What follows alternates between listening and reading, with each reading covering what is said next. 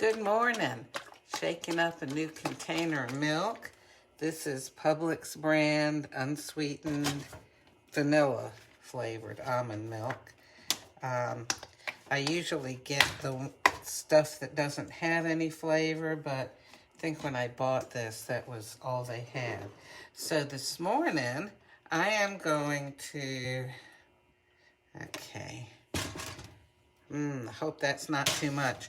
I'm going to try to use my new, this hand blender to froth the milk because it comes with a frother. Just got back from swimming.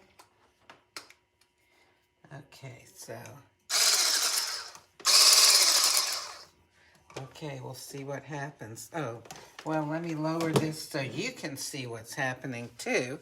Okay.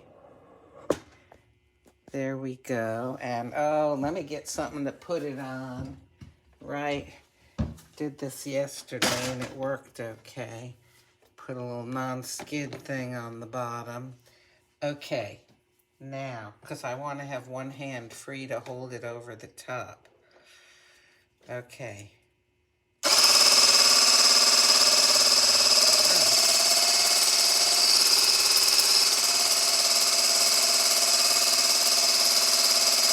So basically, I'm comparing this to using my regular frother. You know, this one. You know what, though? Sometimes almond milk doesn't froth. Ooh, you know what I need to do? Okay, let me...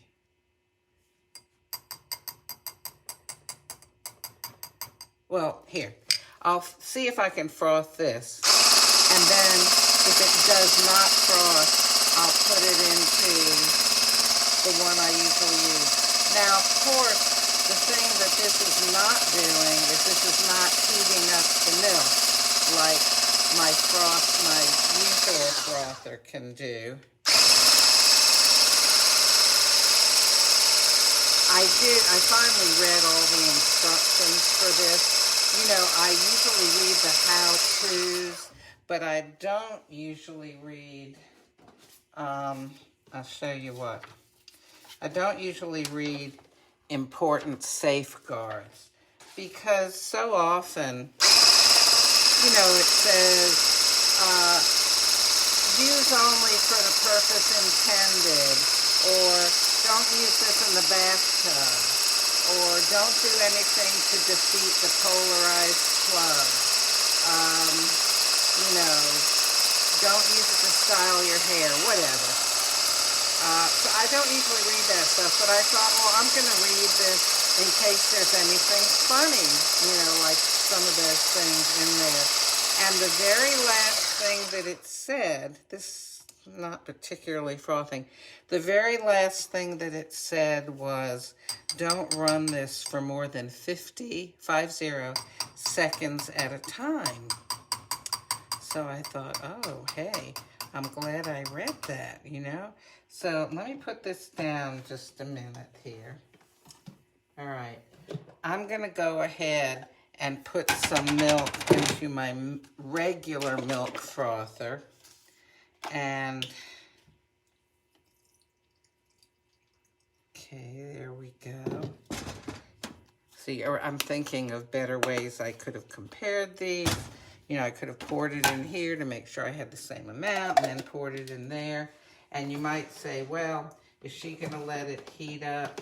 Yeah, she's going to let it heat up. Oh, golly, I got a million things plugged in here.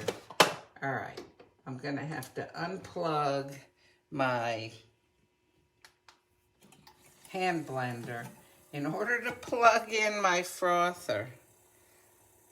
This does not seem to be frothing the milk. However, I suspect that if I had a higher fat and higher protein milk, that it would froth, just because that's the nature of those things.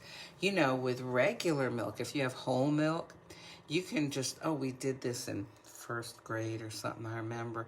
the teacher poured some cream, actually I think it was, into a jar, and we all took turns shaking it, you know, kind of like, and it formed butter after we shook it enough. And was it butter? Yeah, it was butter. Anyway, you know, because of the fat. So, all right, is this frothing up? Let's see here. You know, I could do these things beforehand. It looks like it is. Here, did that show? See that? I could do them beforehand. But then what's the fun in that? It's more fun to do all this together.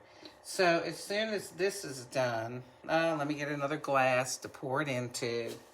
Okay, as soon as it's done, all right, do I have another glass? Yeah, I found one. Okay, I'll plug back in the hand blender. You know what? I'll give this a little buzz in the microwave, just so we're comparing like with like, okay? So, oh, look at this. It bubbled up, but it didn't froth. Well, golly, I can't very well see if this hand blender is going to froth the milk when it doesn't even froth, it just bubbles in my regular one. Well, let me get it out of the microwave. So, what have we learned? We've learned that I have a kind of milk that doesn't seem to want to froth. Golly. Let's try this just one more little bit of a time here.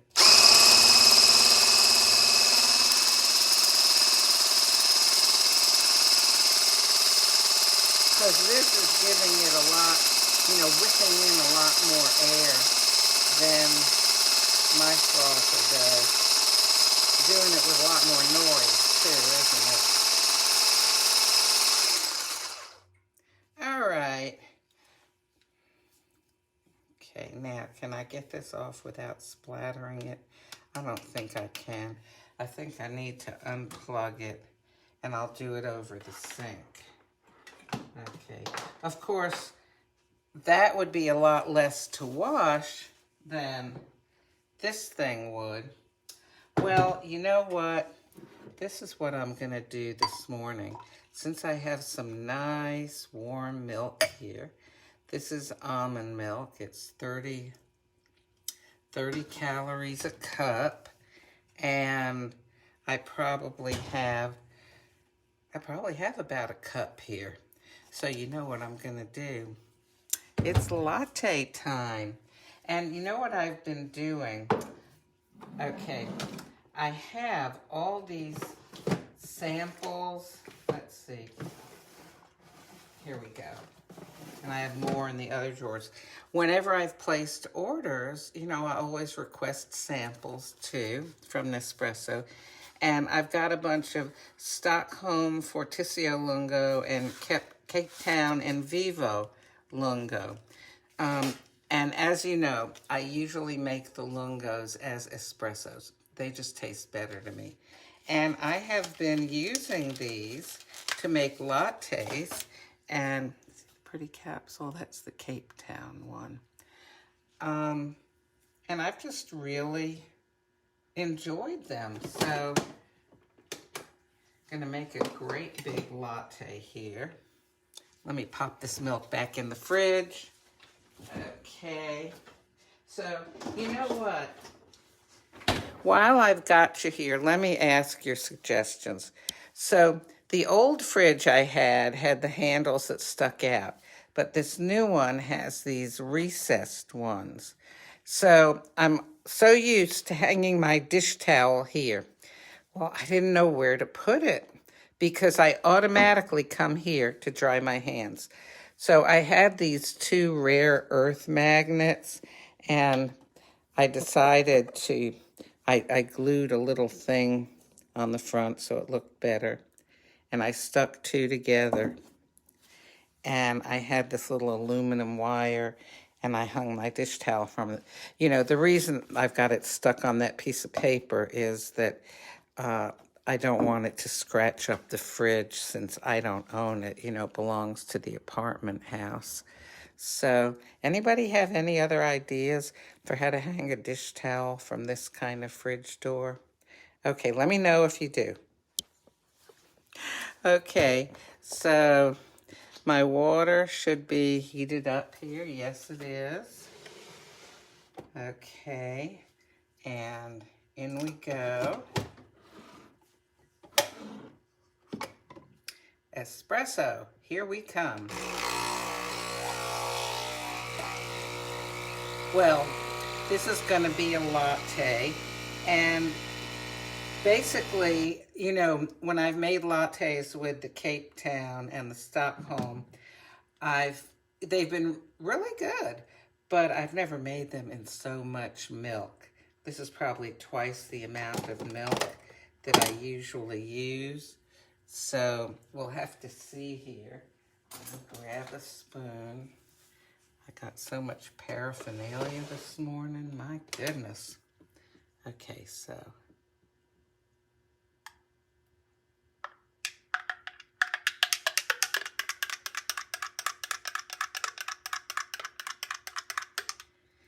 Okay, it's very light.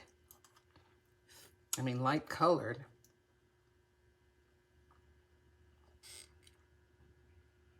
This is tasty.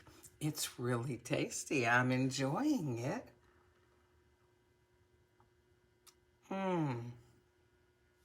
You know, it's almost like having a good cup of brewed coffee, you know, like in a restaurant with good coffee. When I say almost, it's actually better. But if it was a little worse, it would be like that cup of coffee in the restaurant. But this is pretty yummy. You know, when I drink things like this, I just think about how I used to be the person that had a little coffee with her sugar. And now here I am drinking it without any sweetener at all, because it's got such good flavor that it just sort of tickles and tantalizes my taste buds. Okay, well, I'm going to go have breakfast. I hope you have a great day. If you have any ideas for how to put a dish towel on my refrigerator door with those recessed handles, let me know, okay? I'll talk to you later.